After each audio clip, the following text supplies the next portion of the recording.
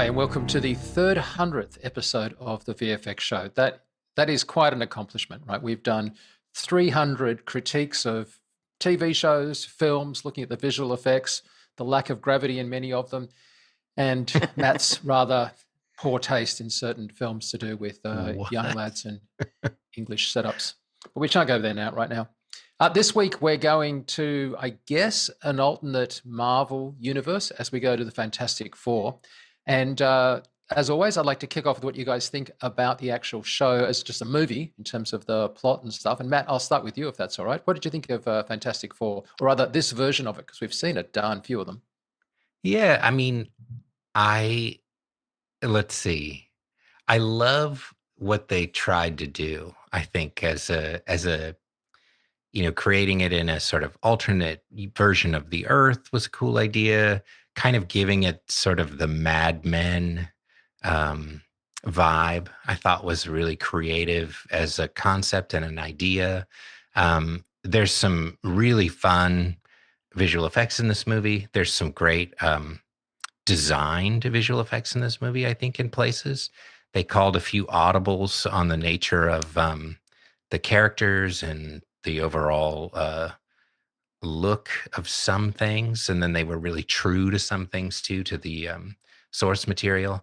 But I will say at the end of the day, I hate to say it, but it was kind of dull and I didn't really care about the characters. I think the thing they tried to weave into it, the whole idea of that, they're a family and that, you're in this together. Like, I think if you're maybe as a little kid, again, it's the kind of thing, maybe it would really resonate, but the emotive component that I think they were striving to inject into it, that I think really would have probably elevated the film in a lot of other ways, character wise, it just didn't quite land that piece of it for me. Well, Jason, this is sort of similar, I guess, to Superman in that it's gone full on sort of genre comic book esque. Not that I've ever been a huge person that needed to have that happen in the first place, as I'm not a graphic novel freak, as we've established. But Jason, what do you think of it? Uh, I, I think I'm almost where Matt is, sort of. I mean, I really enjoyed it. I think I've said multiple times, Galactus is my dude. So, like, I was super stoked to see how they handled it. Spoiler alert: Ralph Ineson as Galactus was a great choice for multiple reasons. So I you think wanted the tuning fork, right, in the head? yeah. I wanted the Okay. the previous dust cloud voice thing of Larry Fishburne was not doing it for me. Okay. Uh, I I really love um, the Silver Surfer, also like Norrin Rad and his whole like origin story from his planet and the sacrifice, all that. Like I love that story. It doesn't bother me like as a fan of the comic that they turned the Silver Surfer into a woman, and I'm sure in some comic variant somewhere that is true. And I think Julia Garner did a good job, and Well, they got a they did get out of that jail well. free card, right? Because this is in an alternate universe. So Yeah, sure. Yeah, I mean, again, I'm not being critical of it. It's an interesting choice. But I loved Galactus's scale, and everything when they meet him and his ships and whatever. We'll get into that. But the stakes were kind of low ultimately because, like, it's the first Fantastic Four movie. Like, obviously, they're not gonna die. Obviously, they're gonna save the thing. So you're more like, okay, how are they gonna do it? I feel like they leaned a lot into style over like deep plot, which is fine, I guess, because they're really setting the stage and they really leaned into the like exposition in the form of OG 50s like TV specials, which it's I the think was Jetsons. interesting. Yeah, it's interesting, but it also got a little bit long in the tooth. Had a bit of a contact vibe at moments, and I did chuckle to myself in the theater as soon as I saw big planet encompassing structures. I immediately thought of you, Mike, in our conversation on the Superman show about previous Superman films. So I'm interested to hear your thoughts. But ultimately, I enjoyed it. I had fun, and I realized that they were leaning into style like right out of the gate. So I don't think I was like expecting too much plot. Great production design, great concept design, which we can get into, like Herbie and how he functions, and the tape in the face was really cool. But Yeah, I guess for me, I thought, well, for a start, I thought it was good to have chemistry that happened between the characters, right? Like it wasn't as if they were four isolated characters, and I thought they did. Totally. And also, they stopped the younger brother from being annoying. Like often in Fantastic Four movies, he's just a brat and he's annoying. And he also doesn't do much. So then it's like you're just creating problems for the other three.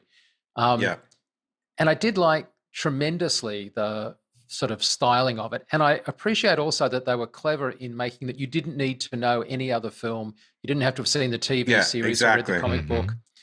Though, if I could just digress for 1 second and unpack a comment you made earlier. Why does the Silver Surfer have a surfboard? It's just a thing. It's like he or she surfs the like cosmic radiation. It's just I think it's like a is there some backstory as why they 60s. have a surfboard? Because like in the show, it was like, I actually we're know gonna this kill one. you. This is my comic. Let's go, this is Matt. my one comic book nerd thing that I do know, because as a young kid, I used to go. My family and I would go down from LA to San Diego for 2 weeks in the summer, and we stayed at the Surf Rider Inn right on Mission Beach, and we would do that every summer when I was a little kid before my parents split up when I was 12 or 13, I think. But and my dad and I would go walk every day down the beach, and we go to the 7-Eleven, and I'd get a Slurpee and a comic book. So here I am, a little kid on the beach reading my comic book. And the one that I really liked, probably because we were staying at the Surf Rider Inn and because there were lots of surfers, was the Silver Surfer. And one of the ones I bought was the first Silver Surfer origin story. And in it, he's this regular dude. He lives on this planet that's all futuristic with his family and stuff. And he's just a regular guy. And the Galactus character comes, and he's going to destroy the world, but he is willing to take one person, and I think he saves his planet, or I think he destroys. Yeah, he does. He becomes his herald. And he agrees, I'll save your planet. And he coats him in this like silver, and he gives him this board. They don't call it a surfboard, I don't think, but they give him this board to travel the galaxy to herald the arrival of Galactus and stuff. And so it's sort of like he's doomed to this eternal okay, I get plight. that, maybe. But also I think it was like, why does he have a board? But I think it was early 60s. It looks cool.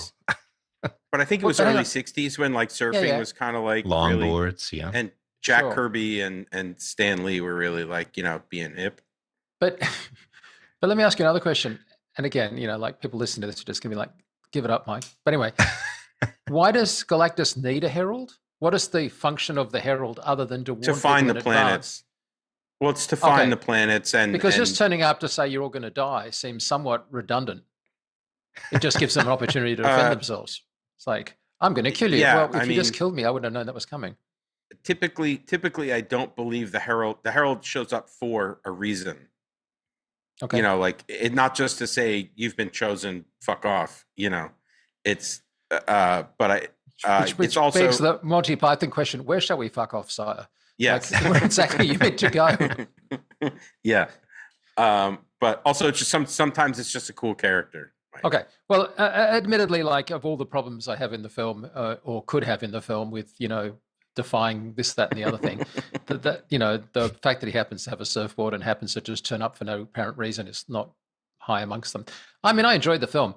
I actually think I enjoyed the film more than you guys did. I enjoyed it. But just in being critical, like if I have to really like look for things that I want to discuss, it would be like, I wanted a little more beef in the plot, but I thoroughly enjoyed it.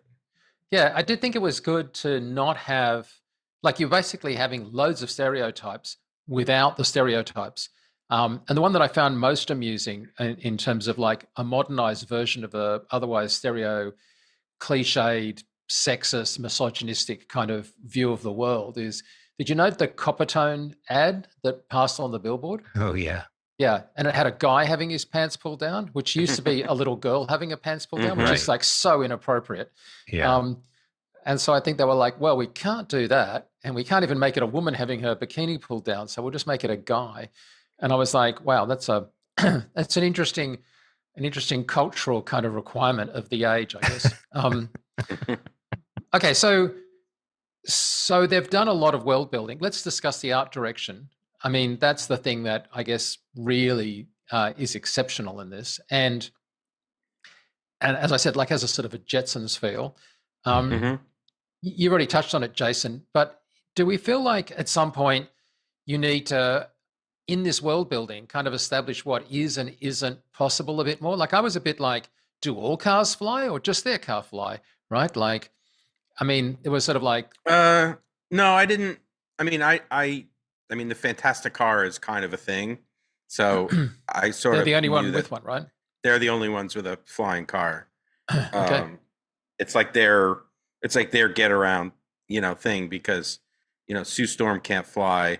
Reed kind of just, Spider-Man's his way around, for lack of a better thing. The Thing kind of can jump, and obviously Johnny can fly, but they can all jump in the car and beat it out of there.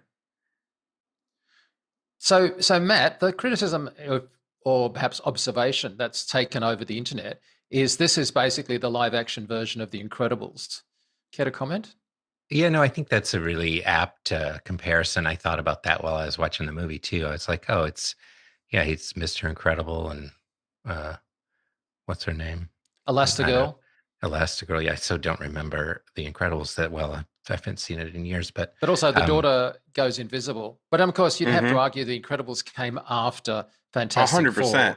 Right. So yeah. It's but it's interesting seeing this filmic version of it too, because it does lean into some of that sort of, I don't know, mid-century modern design, right? And which is also something that was in The Incredibles, in terms of the design of their house and all that kind of stuff, and their furniture and things like that. So they're very similar. It's the family, it's that family dynamic.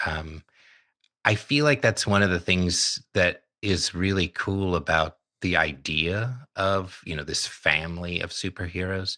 Yeah, I don't know. I feel like it's it has great promise. I think of all the Fantastic Four stories you could choose to tell, though, sadly, I just think the origin one, this story is kind of dull. Yeah, it's like I think what you said, Jason, is true. Like the stakes are just so low, kind of. Well, I mean, you have to bring in Galactus. Like, he's the guy, right? So, like, how do you bring in Galactus knowing that he can kind of do anything? He's kind of undefeatable in reality. And in this film, they obviously don't defeat him. They just sort of, like, thwart him in Take a him sense. off the chessboard. Redirect him, ultimately.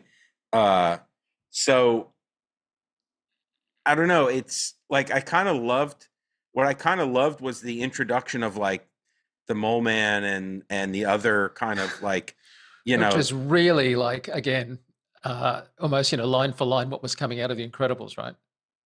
Yeah, no, I mean, which again is always obviously The Incredibles is a rip on the 50s kind of 60s comic books, but I love that they brought in, that unexplainedly there are now supervillains that are terrorizing the city now that there are superheroes. Interestingly, though, like if you think about the comparison between The Incredibles and Fantastic Four, yes, okay, Fantastic Four as a comic came before The Incredibles, but one of the things the writers in The Incredibles did that was so smart is in making the mom the Elastigirl character. It's sort of, there's a great metaphor there, right, connecting to sort of the kind of the traditional kind of way in which people think of the mom sort of doing all these different things at the same time. And the daughter, the teenage daughter being the one that can go invisible, sort of that sort of, junior high school, awkward teenage angsty years and being anxiety and going invisible. And so I think that the way in which in The Incredibles, the writers kind of really thought about the superpower in conjunction with the personality and the lived experience of the character. Like I felt like that's something that in this, like it just kind of, they just have these powers. Like, and I would say Elastigirl in The Incredibles Yeah, and really Dash, right? Dash having the little kid that's just running around like totally a, running with you know, a endless energy, chihuahua on acid. Yeah. which you could Yeah, say is kind totally. of Johnny Storm, maybe kind of has that vibe going on. But the I was going to say the Well, it's like Elastigirl is so much It's like more Jack and Johnny mix. elastic than Mr. Fantastic, who I not to be think they confused with really Mr. stopped themselves Terrific. from doing. Yeah, I think they stopped him doing major elasticity stuff because it just looks so. It's so hard to make that elastic stuff not look dorky. I mean, it's Yeah, just I suppose. really, really hard, I think, to come up with visuals that work. The test of it really was Galactus, like being like, "Oh, what's up with this guy?" and kind of, you know, stretching him out like Stretch Armstrong. That was the, like, basically for the audience to be like, "Hey, look, he's stretchy," you know. Yeah, and you've got the whole problem with clothes, right? It's the same problem the Hulk has, right? The Hulk just sort of blows up in clothes, and then how come some of his clothes still fit in very modesting areas, and his and why are his shorts always purple, even though he was wearing something else before that? Yeah, good point. Yeah, okay, so let's talk about the visual effects, right? So you've got, because we're discussing Mr. Elastic, I thought that they were just basically saying, look, we could do Elastic, but it's really hard to sell this as being kind of believable, if that's the right word. I don't even know if it is. But there's a sort of a lack of, I guess the authenticity would be the word, right? It's like there's some point where the clothes are stretching and you're like, what's happening here? Like, I thought they did some nice things with the visual effects with her invisibility, in particular showing the baby unborn. Like that was like really well done, totally interesting. And I kind of liked her optical characteristics around when she was producing force fields and bubbles and stuff. The chromatic aberration kind of stuff. Cool. Yeah, exactly. And that's right out of the comics pretty much. I mean, you know, there's always like this, you know, I'm a sucker for chromatic aberration, you know, anyway, but the best like, of times. I think I agree with you that that's a super successful thing because you got to be able to see her. She can't just fully disappear. You don't want to do a Predator kind of like displacement thing because it just doesn't work. So you just want to do this like space-time shifting kind of thing, which I personally liked all of those specific ones. We've got, I will say, actually, I wasn't a huge fan of its Thing, right? The stone guy? Yeah, Thing's the Thing. Monobrow head shape. Like, I just found that to be really disappointing. Like, it was oddly kind of, I don't know, it didn't have, like, I imagined a really solid jaw from every drawing I've seen of comic books. And I thought his body By the way, proportions, Matt, did you hold on to these strange. comic books of which you spoke from? I have these comics. I have the comics. You have these comics? You got Matt's comics. Well, excellent. That's good because I I have imagine my own you could buy a car now. So do we feel that his face and his, because I mean, I was thinking about the performance that the animators are able to pull off with the face, with the kind of monobrow thing, and it just felt like kind of a poor design decision in light of trying to then have him emote the way that you really wanted a character to emote. What do we think? I would agree. I mean, I feel like go ahead. I'd agree. I think he kind of gets pushed sort of to the sidelines too, in a way, as a character. Like there's not a whole lot of, I didn't think there was a whole lot of him in the movie. And when you do see not of his, the pathos of that character, where I think he does have a lot of issues, you know, given that he was this man and now he's this kind of thing. And his body too, I thought the proportions of the body when he's in his sort of sweater suit costume that they're all wearing, his proportions were so strange. And he does have an interesting engagement at one point with, was it Natasha Lyonne makes some weird appearance in this movie, which is just so strange. And for the first time ever, she's got a haircut where you can actually see her face, even where it's like, whoa, no way. Like, that's so weird. I couldn't believe that was her. But yeah, I thought that this would be the subplot that goes nowhere, right? Exactly. Yeah. Like the school teacher. Yeah. And I thought, you know, in the end, like the face, it looks like the comic book character for sure. It has that look. 100%. But I would agree that there's limitations. We're going to have to address this because you guys keep going back to the source thing, right? But my argument would be, if that was the thing that was gold, then the entire Marvel universe wouldn't have succeeded, because they would have made Iron Man look like the dorky picture in the goddamn comic books. No, of course. And Iron Man looked cool because he didn't look like the dorky thing in the comic books, Yeah. right? So clearly there's a point at which somebody was drawing something in the taste and sentiment and, I don't know, technological kind of awareness of the age. And do we have to stick with that? Like, I just find this, I mean, I know I'm sacrilegious when I say this, but it's just I think like, it's I've had this something argument that's with like, comic it was fans. fun to draw. I think when you look at the original design, I guess I feel like that character, it's an interesting challenge. We've seen multiple iterations of that character in the various versions of this, of this Michael character Chiklis that's been version. Yeah, and I think this is the best looking one It so is. far. Really. But I is. Okay. But I will agree with you, Mike, that I do think that even still, it's a problematic thing to make live action. It looks great as a drawing and great as a cartoon. Yeah. It does look really weird in real life. I didn't have a problem with the face. I was totally fine with the face. I don't need him to emote in the same way as like a Deadpool's animated eyes or that kind of thing. Like, I was fine with his body language and whatever. And, Eben Moss Backrack's voice, like, you automatically think of him as like cousin from the Bear. So he automatically has a little bit of a swagger. And of course they had the, he's the cook thing, because I guess, whatever. But my big problem was proportionality. Like you said, Matt, like in the wide shots when he's walking around like normal guy in his normal clothes, it looked super weird to me. And his walk cycle was super weird. It was like really like to me, that's where you needed to anthropomorphize him, not in the face. It was like the way his pants creased and his legs moved were like a Lego man. Well, and it was he was extra wide. It was like a box from the front, he's a wide and kind of dude. Flat, though. Yeah, because in the motion capture suit, you're only going to take paces that are proportional to your own size. Yeah. And so when you're walking, you don't get to where the character would have walked to had the character been the character. Yeah.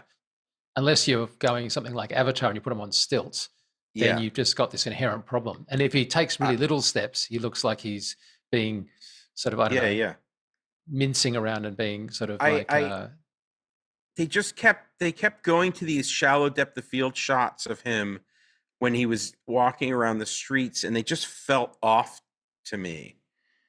And when his scale kept changing a little bit, at least I'm not saying he actually changed scale, but in my representational view while I was watching it, I was a little confused at times of his scale. So he didn't have much to do, right? Because like he could knock over some pillars that apparently was enough to cause the building to come down. Building, Please don't build buildings. Worst like architect in the world. Ever, yeah. Structural engineer. The flip side was Johnny, who was, I thought, given serious stuff to do, was less annoying, ergo was a better character. But I don't know, I really liked his flame out. Did you like his flame out? It just, again, it's like a really hard thing to do, to have him look like he's sitting in the flame. I thought it was okay. I mean, I think the thing that bothered me most about him was I don't know if I really like that actor. I think he's sort of weirdly cast, and I thought his hair, like, it looked like he had a bad wig. The hair was weird, the blonde kind of thing. Yeah, it was weird. Where it went like straight across his forehead, kind of like this weird Caesar kind of, Roman, Claudius kind of hairdo. And I'm not sure sometimes when I see that in a movie, like bad wigs or bad hairstyling like that, I just sort of think like, who signed off on that? Like it's so, when you see it on screen, I mean, it sticks out like a sore thumb. I don't think it was meant to be Superman, Green Lantern bad. I think it was meant to be, hip to the young people, fashion forward bad.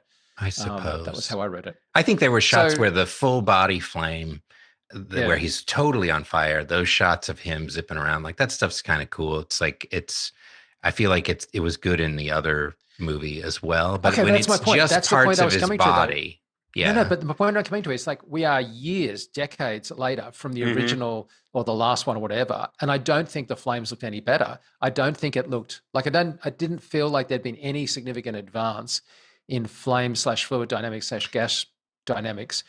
It just kind of looked like what it looked like, and I was like, wow, I would have thought there was some opportunity to really advance the art here with everything that we can now do in terms of volumetric. I would agree. I think one of Agree. the things one of the things they missed an opportunity on, which I was hoping they would do in this movie, is to do some richer look development in terms of the close up of him on fire. Like when you, again, forgive me for going back to the source material, but when you look at some of the original comic drawings of the character, the skin is red and there are like black, marks and yellow marks on the skin and like then flames around. And, you But could there's have also done. anthropomorphized flame to his face shape at times. Yes. Where he is like fully flame. You don't see the outfit. Right. Like his, which I think is, in this case, it looked more like a blend or a comp. I mean, it's obviously a comp, but you know what I mean? Like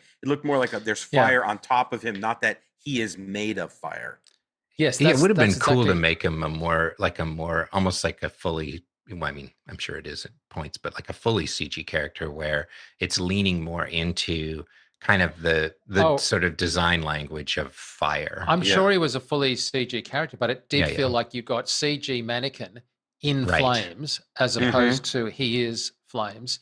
Right. And that would have also changed the optical and the visual characteristics of when he was moving at speed, right? Because you could do a lot with the kind of, like you could have the gas almost catch up with him. Like the flames overshoot, like a lot more kind of, I know, it just felt like the flame stuff to me didn't wow me in a way that a major budget film like this, with all of the precedents that had gone before it, could have done. And playing too with like the thing of like, there was maybe a little bit of this in there, but it didn't stand out in a way that I noticed it, but it would be cool to see also like that kind of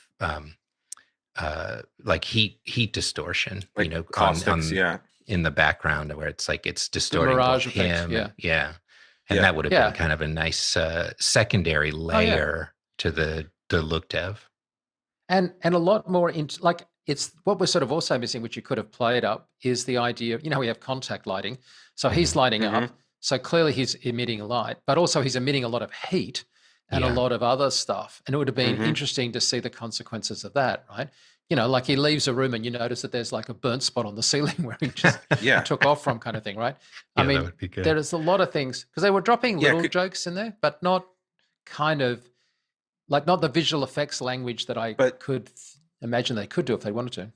To your point, there are times when he is interacting with things or is in an environment where the flames would impact the environment. He's not outside on fire all the time. Sometimes he comes in and lands, or I forget like all the specific shots. But to your point, like you could play a joke with like, Johnny, I told you to like come in, don't fly in on fire or whatever, and see a big kind of like trail on the floor or something to really sell it. But also taking a cue from the sort of space-time displacement of Sue's Storm's bubble.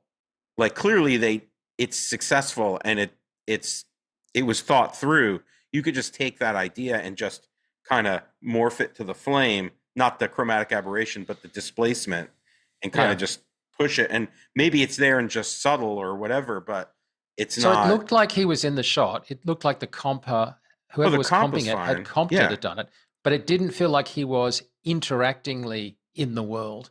It didn't feel like he was really in the room. It just felt like he was looking like he was in the room, but not really in a way that you could have done a lot of stuff with. So I thought that was a bit of a shame. I believe these are, as we kind of tend to fall into, these are like design concepting and like art direction issues more than like a poorly executed shot, as it were, right? Yeah, I mean, the direction could be to do it exactly the way they did it, and they did it really well for the direction that they had. But either way, the creative team, and I encompass the visual effects artists in that because they are very creative. No, of course. Didn't deliver me something that made me go, oh, wow, I haven't seen that before. That's really interesting. Or what I really like, which we didn't get, is that moment where you go, oh, well, of course that would happen. Why have they never done that before? Right. Well, like of course that would be the case, right? Mm-hmm. So I thought that was just, I don't know. What do we think of the giant ship when they actually fly up? What is that? The second act of the film? Any thoughts on Galactus? Well, can we on before we get to the ship, let's talk about how they get to the ship with their FTL faster than light kind of hoop that they fly their ship into, dock, and then go. I mean, this is a Mike rant ready to spin up, but what did we think about outside of the real world aspect of it? Design wise, I thought it was cool. But okay, so I wasn't going to bring this up. But very contact to me, before we get to that, I know what you're referring to. We got an email or a message during the week about my rant over last week's Superman about going backwards and causing time to go backwards. And it was pointed out by someone, and I'd like to think somewhat tongue-in-cheek, that Superman wasn't causing the world to go backwards. He was actually going faster than the speed of light, hence going back in time, because he was somehow going back in time.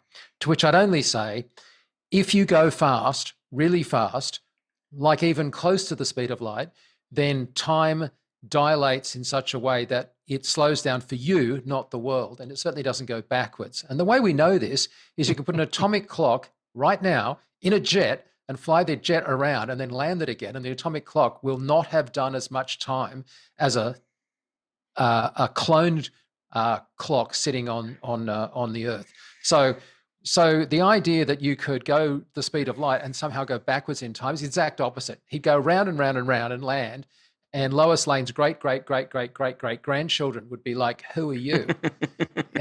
So this theory that that's how he got time to go backwards just doesn't work for me. And I know that you'll point out that like Star Trek and many other shows manage to go at faster than the speed of light, and they use warp engines, all this crap.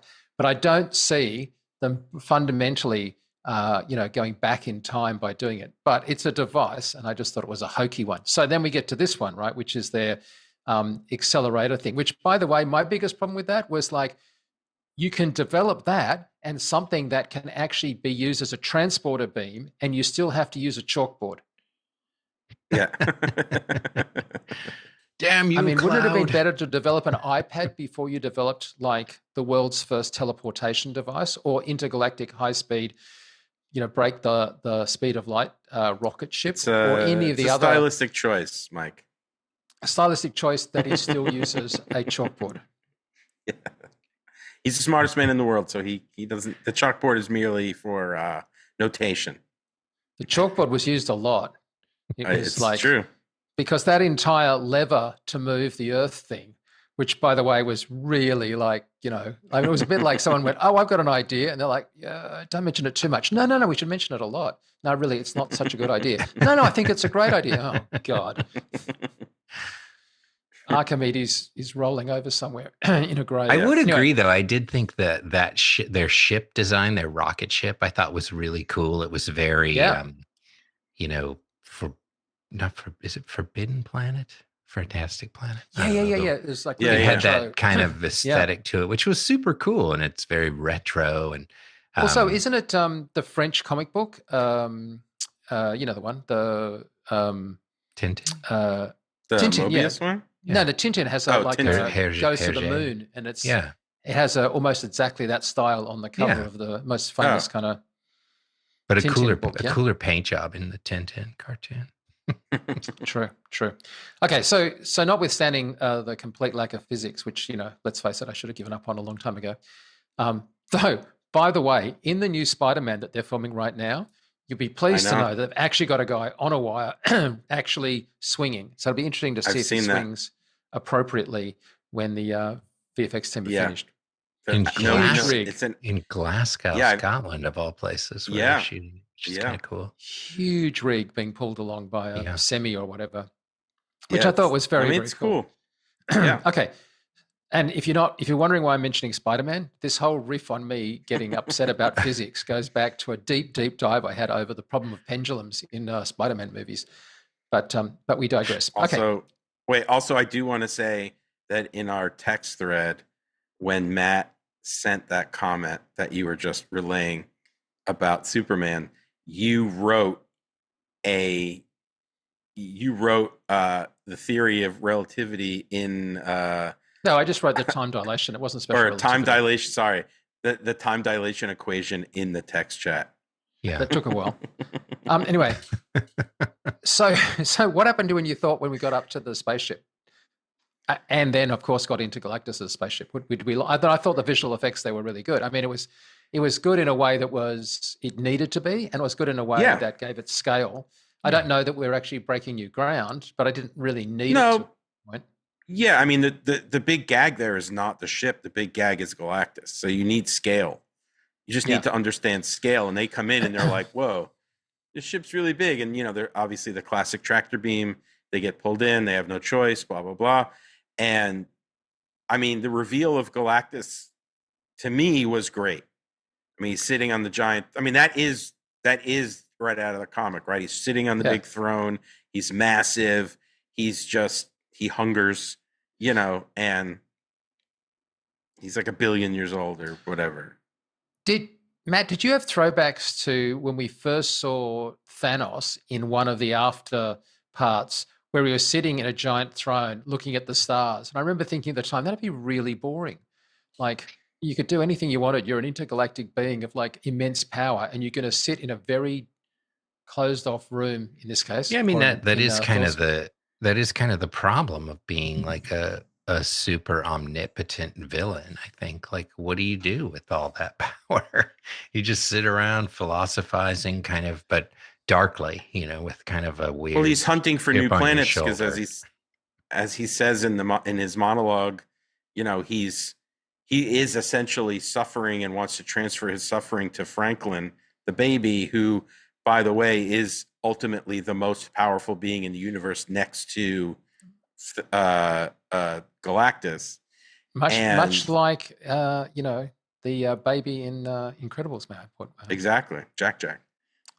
So there is this galactic ennui, for lack of a better term, by Galactus to say that he wishes to end his hunger and fade into the distance.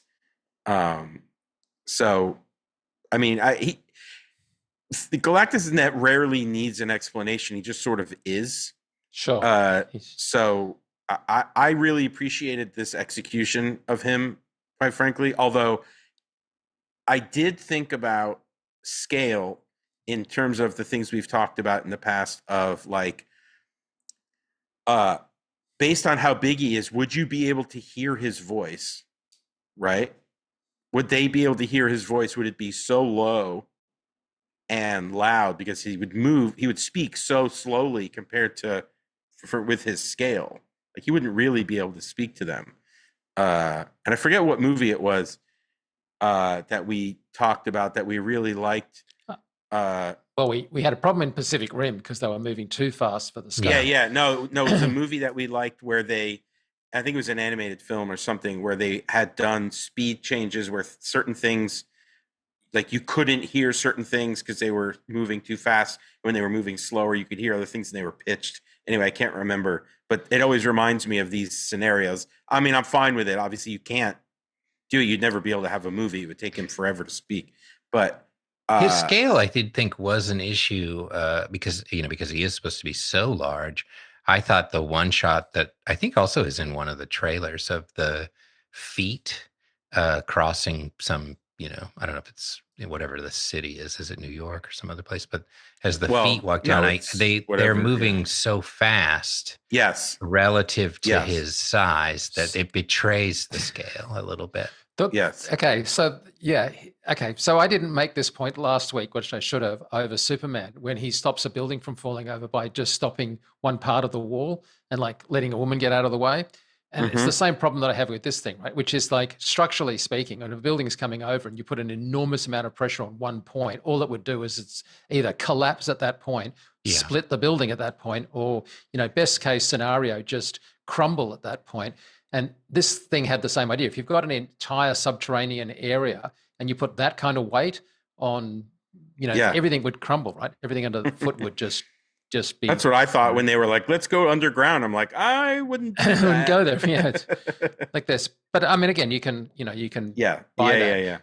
But can I get back to Galactus for a second? Because while I think that was really, like I said, visual effects were good, expected them to be good, did what they needed to do. I think the most interesting thing from a, I guess, combination of visual effects, art direction, and just straight direction was a character giving birth in zero gravity. Like, I mean, I think that was brave for them, and I'm not being condescending, like it was brave of them to think we can do a birth in a movie that's going to have this kind of rating and do it in a way that isn't icky because, I don't know. Otherwise, it would look like Alien, basically. Yeah. I mean, in reality. And also, I mean, hands up anyone here who's a parent. Now, hands up if it was all over in 3 minutes. My first child's, we were in labor for like 18 hours, right? But, again, like it's not the first time. And it really was kind of, it was, I can only imagine it was like being in Vietnam, I mean, I've never seen that color red.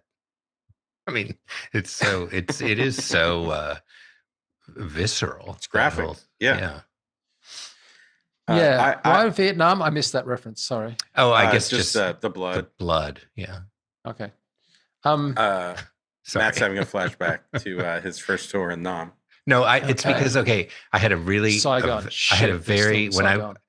When my son was born, I was working at Tippett Studio on Matrix 3, I think, on Revolutions. And I sat next to Demetrius Leal, who is still a friend of mine. We were really good friends, business partners for a number of years after working at Tippett. He was the effects TD lead, and him and his wife at the time had just had their daughter. And then my wife and I were pregnant with our son.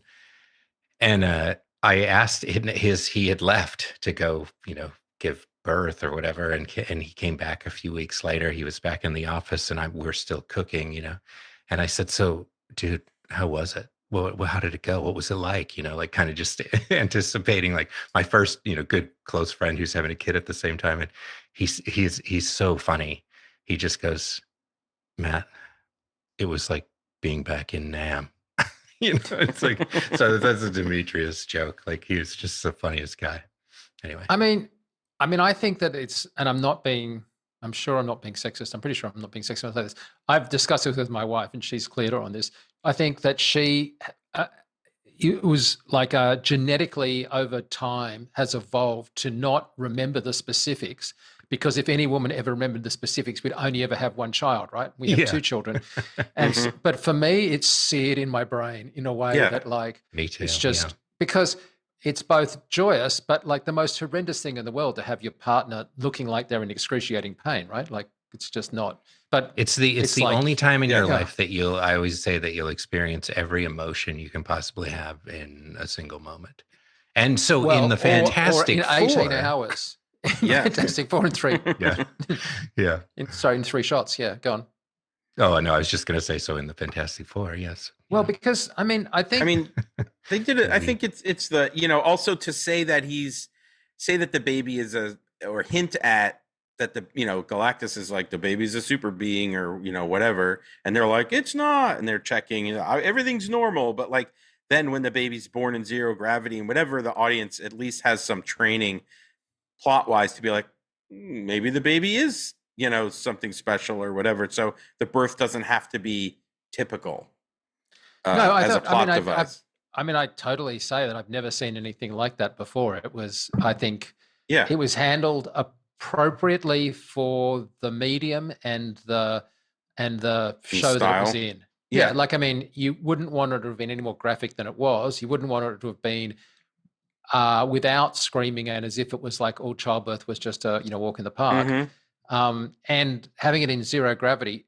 I mean, it's that nice thing where there are multiple things happening at once, right? And you can't concentrate on the birth because you're going to get blown out of the sky, but you can't be concentrating on being blown out of the sky, as it were, because you're giving birth. And yeah, I would say too, like one of the things that I remember thinking this during the movie, and in hindsight, and even in this conversation now, it really does seem true. Like this is Vanessa Kirby's movie, right? I mean, like she's the main character, bar none. Like it's all really about her. It's her journey. We as an audience are most closely put into her headspace, into her emotive space, and she's really she's the driving force of everything, and she's a great actor. I think I love Vanessa Kirby. It would be great if the emotive stakes of the movie rose to the level of what I think they put her character into too, though. At the same time, I think she's really good at acting, and apparently she went hoarse from when they were filming that scene, just all the yelling.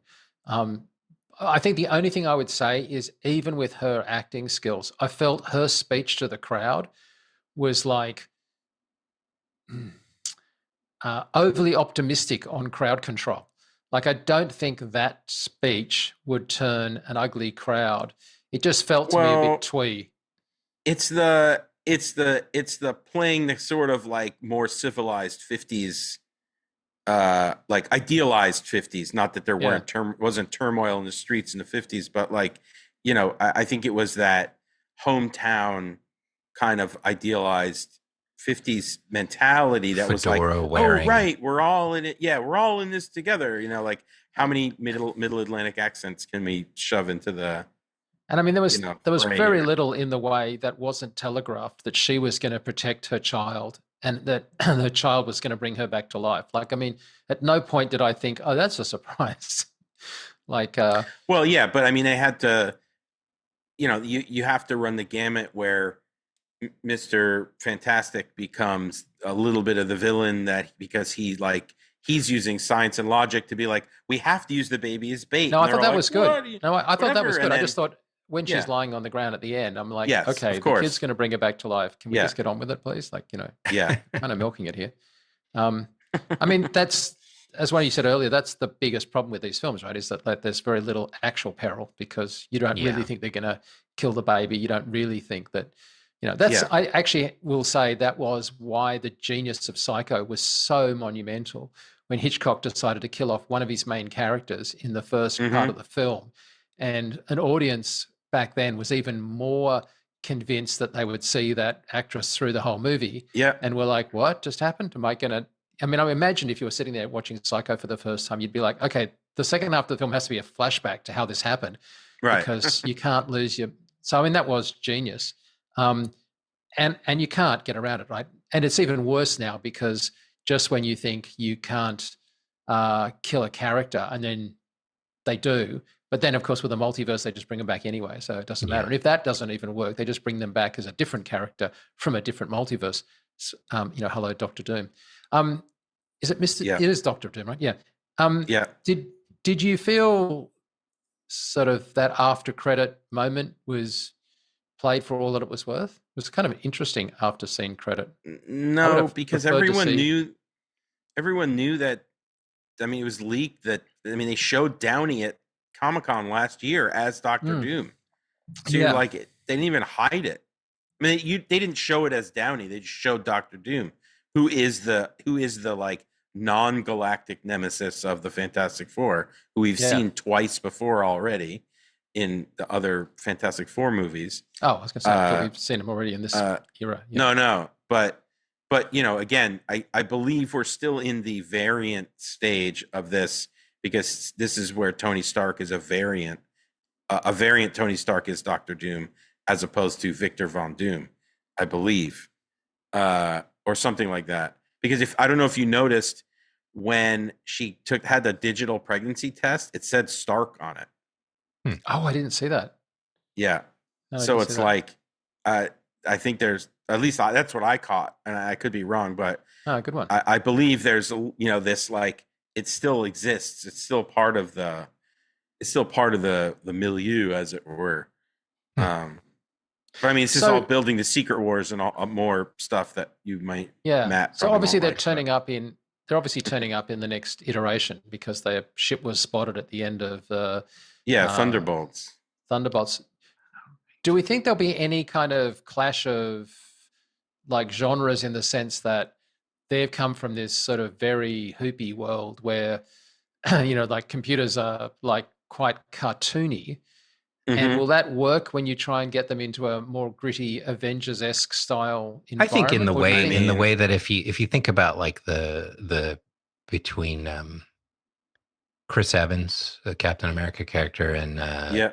Scarlett Johansson, the repartee between them in Winter Soldier, there's a great joke where he says something about, oh no, what are you doing this week? And he says, oh, well, I mean, after I, got together with all the, not much, all the guys from my barbershop quartet are dead or something like that, like, and so they kind of play up in a more modern way, the sort of absurdity of the clash between those two very different eras culturally with humor and sarcasm. And I think you could see that same kind of thing being played up in I hope so, because now you mention it, I remember there was another great scene where he said language at one point when they were attacking one of the fortresses, and they were all like, what?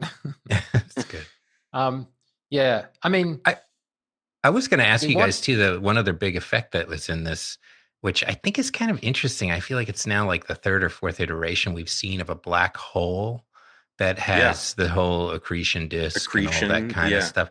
And I'm wondering, like, that seems like that was the, double negative, interstellar thing that they really captured a look, and it got all these write-ups and, scientists and stuff talking about it. And, it was a great marketing opportunity for the visual effects and for the film as well. And now we've seen that same leaning into that exact same visual language of a black hole, in multiple I think films. I'm not speaking out of turn because I've seen the whole series pretty much, but that also shows up in Foundation. Right. That exact, I think that's aired now, right? Yeah. Where they but also based on the Kip Thorne stuff, I thought everyone agreed that actually is the most scientific, like realistic representation of a black hole. Of course, I just think what's interesting is that scientific explanation and the sort of marketing success of it in terms of outside of the film itself. It's now been reiterated as a design in multiple projects. But I think it serves a real purpose, Matt, because the trouble is, how do you show a black hole? Because no light comes from it. So there's just a black hole on the screen, and it's very uninteresting. And, you can't have the audience. You have to have somebody point it and go, see where there isn't anything? That's a black hole. Whereas when you use that, it's now shorthand that we all go, oh, black hole, got it, right? It's like... Yeah, I agree. It's like it's now become the de facto, shorthand that we can save everybody from having to kind of explain what they're not looking at, if that makes sense. But also, it's the perfect opportunity to get really close to it, which we haven't done, at least in the stuff I've seen, and like really have like the Silver Surfer, who is an extra solar, extra everything being, be able to like surf the edges of the accretion disk, which I thought was super cool. That was cool, personally. Like, you're like, okay, what if they're drawing her in? What's she going to do? Well, she's a surfer essentially, so she's going to ride the waves of the accretion disk and carve and turn. And I thought that was a really successful, because the edges are really hairy, and it had this like almost like close up of the sun kind of vibe to it, or like the looking really close at an iris, the hairiness of an iris or something, What did we think of too? What did we think of her as the Silver Surfer, the execution of that character compared to the previous iteration that we had seen? Or the T-1000 from Terminator 2. Yeah, sure. Of her chromium kind of self. Yeah, I mean, I think the thing is, it's one of the more easy things to do in computer graphics is to do a chrome figure. And I guess my same thing would apply, which is I had no problem with it whatsoever, but it didn't provide with anything particularly new. Yeah.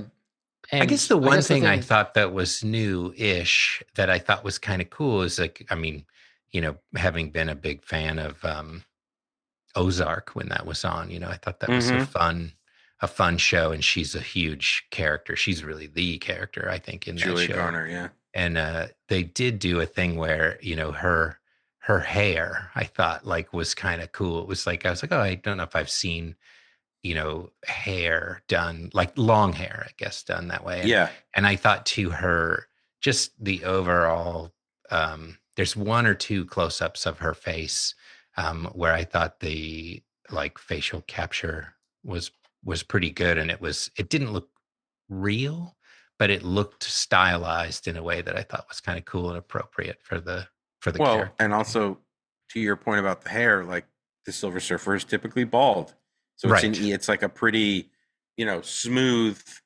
overall thing. You don't have bumps and ridges. It's really like a artist's posed mannequin, just reflective. And also it felt warm. Like it didn't feel like cold chrome. It felt like warm chrome. And it had a bit of a texture too, I thought.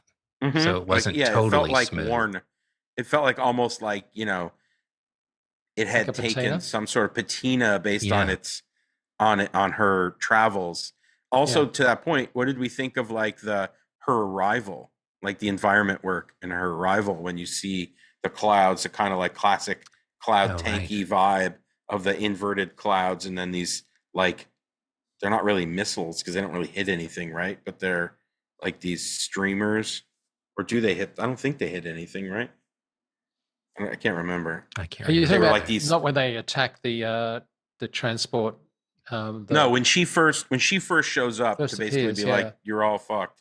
There's this big like cloud, the classic Close Encounters cloud tanky thing, and there's these like feels like kind of almost like missile-y like streamers or something, or maybe I'm I will say this: I think the volumetric work that top houses can do these days is so good. Like, I mean, it's just like there was. I was talking to some guys over the show, Heads of State, I think it was, and they've got an Air Force One going through clouds, and it's like you just can't pick it. Like it's just good volumetric work these days. Adds so much production value, and I think looks spectacular. And I thought the same of this, though I can't remember the exact end sequence of what you're talking about, but I did think those volumetric cloud stuffs, because they always looked really good in the Close Encounters days, right? But of course, they'd be done so completely differently and so difficult to do. We've tried doing inversion tanks with layers, with putting in various substances from ink through to whatever, and it's really hard. But when you do it, it does look magnificent. But getting clear water and clearing the tank and everything about that is just a nightmare. Yeah, you just need Scott Squires. You just need Scott Squires. You could get a T-shirt. I just need Scott Squires. That would be the T-shirt.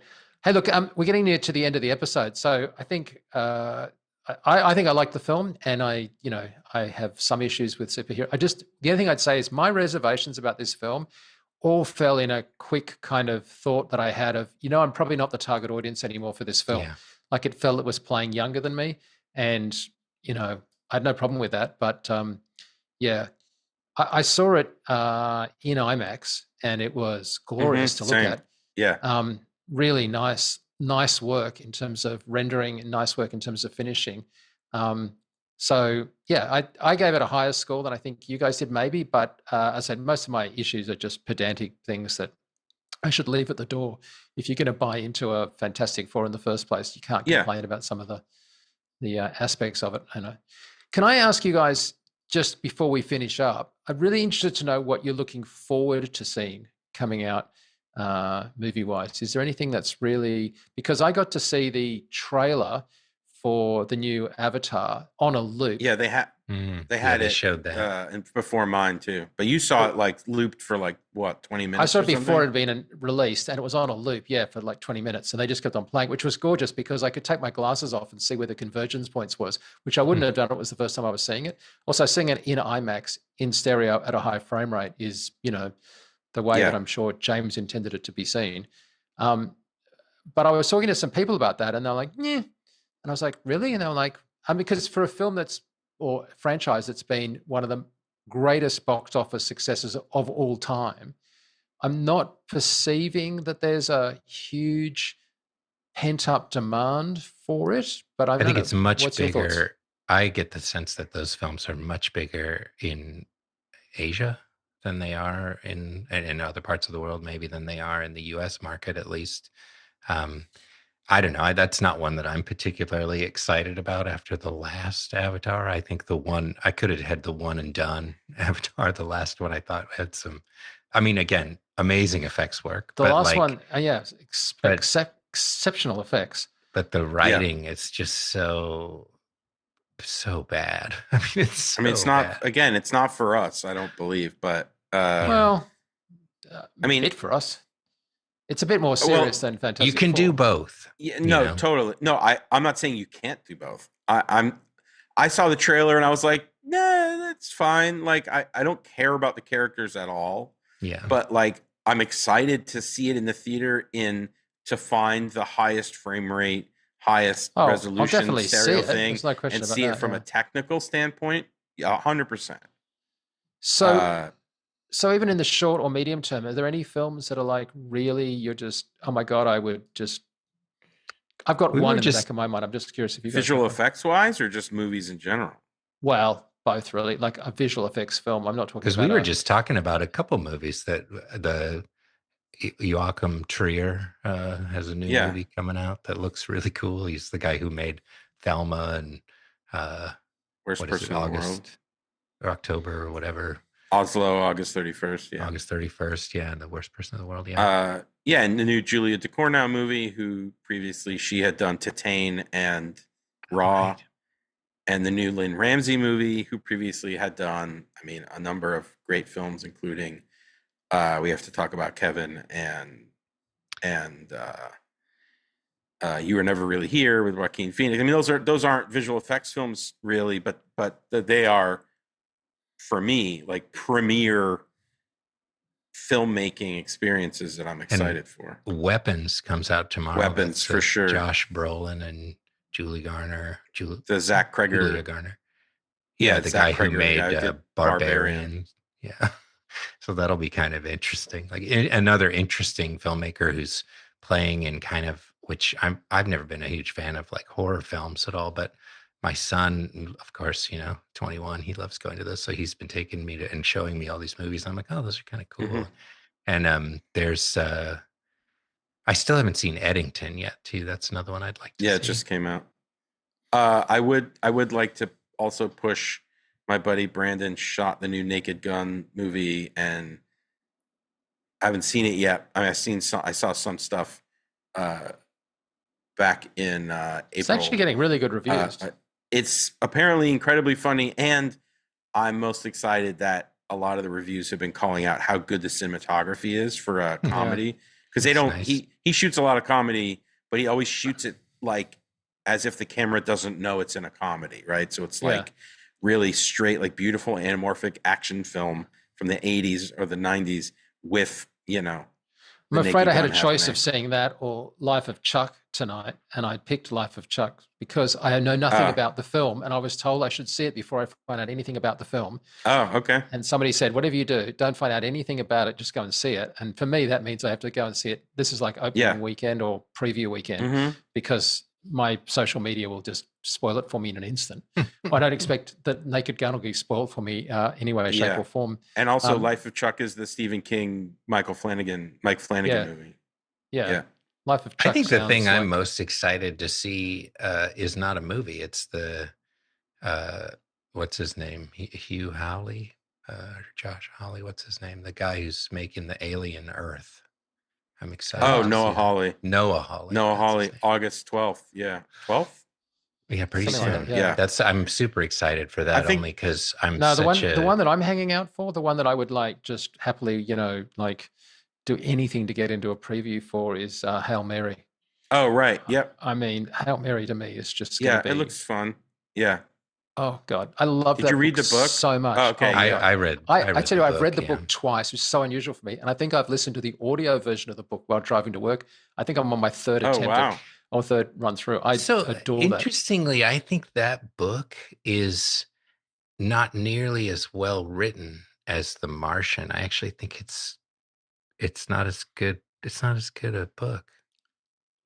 Well, that's quite possible, but it's actually still a terrific book, and it's a terrific story for me. So I just that'll be a fun one to see how they pull off some of the they've really gone to town on the creature stuff and some of the well, and the anti-gravity stuff. They've done amazing work with the sets, I'm hearing. So it's not coming out for ages, but yeah, that's the one. Yeah, no, I'm excited. And shot by Greg Fraser. I mean, you know. I know Greg Fraser's like, hello. Do you know? I had heard a while back, and he's sort of been MIA for I don't know a while now. But Taika Waititi was going to do Clara and the Sun. Yeah, I think Taika had a bit of a, how can I put this, like a zeitgeist burnout. Like almost like he kind of tipped from being super hip to being super annoying.